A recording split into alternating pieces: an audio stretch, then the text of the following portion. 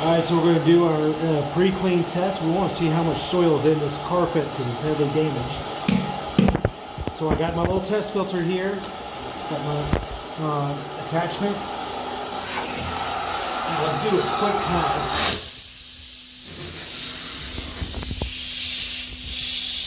You see, all we're doing is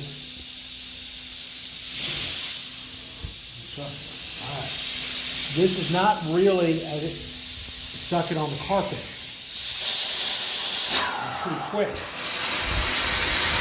Look at all that fine dirt right there. This is stuff that actually destroys the carpet. That's why it's good for a professional carpet cleaner to work on removing this before throwing any wetness on. Because once this gets wet, it's locked in the carpet, and then we have bad traffic problems right here like that. So, Evolution Deep Clean, we concentrate on more than just appearance management. We make sure we remove all of this stuff so that we'll have a clean, healthy, and beautiful environment. Look forward to talking to you soon. Thank you.